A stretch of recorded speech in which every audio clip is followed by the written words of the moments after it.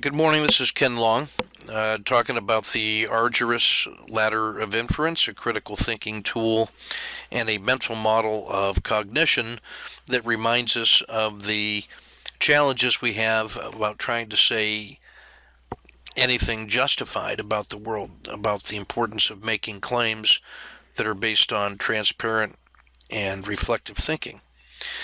So Chris Argyris, one of the strong voices of social science research in the last 40 years or so, uses this mental model to examine the process of cognition, starting with a pool of available information, a rich narrative in the world. Our problem is not a lack of information, but the abundance of it. And then he describes a process by which we go from that world of rich information and detail to the highest level where we make a conclusion or a recommendation or a decision for action. And all these intermediate steps along the ladder are intentional cognitive moves that we make that are intentional, that are based on standards, and which can be analyzed for quality using perhaps the Paul and Elder universal standards,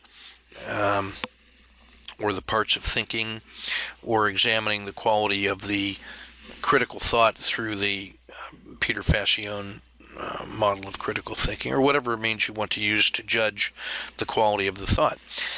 And so it begins with a process of selecting a subset of data. So we'd be talking about picking good samples and what makes a good sample and when is it enough upon which to draw inferences, and then descriptions of the data in whatever means, whether qualitative or quantitative or statistical.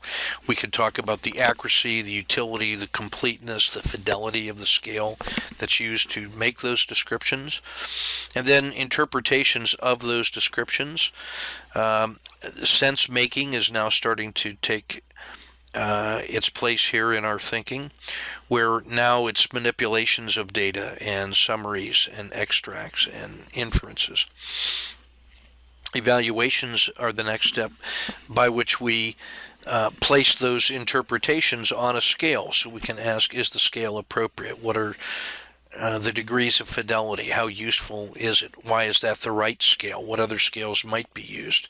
How do we come to those judgments qualitatively and quantitatively to draw distinctions between categories? What's our ontological scheme? What is our sorting scheme? How many bins do we use?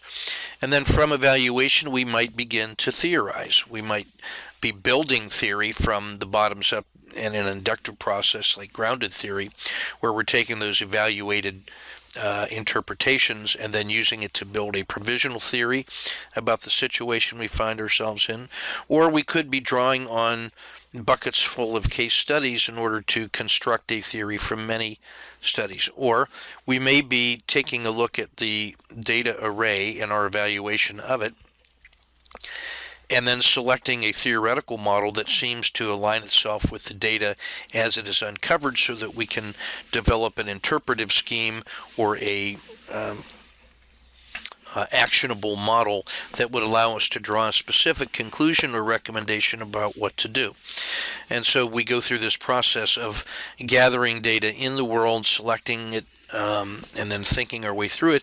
And in each level of cognition, you can notice we're getting more and more abstract, more and more theoretical, and more dealing with facts and assumptions and conclusions and the rules of evidence and the laws of inference, and being concerned about biases and fallacies in order to ensure that we have a chain of custody in our thought.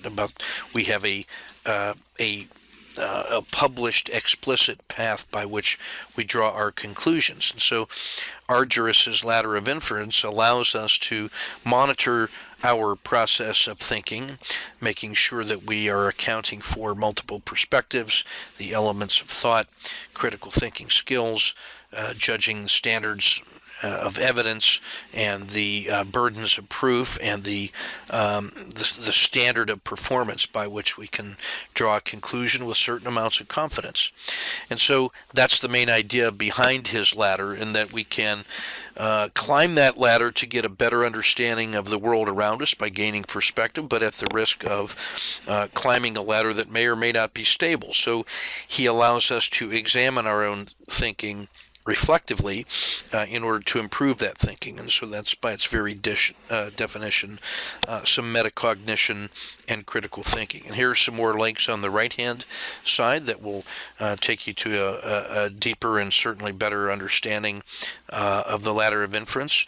I find it to be a very powerful visual reminder of where I am in the process of coming to conclusions and being able to subject my own thinking to scrutiny, or if I'm acting as the caretaker for a research methodology, I'm making sure that there are reasons why we're ready to proceed to the next level and that we've satisfied all the requirements for quality thinking depending on the nature of the research. So that's the Argyris ladder of inference. Thank you for your kind attention.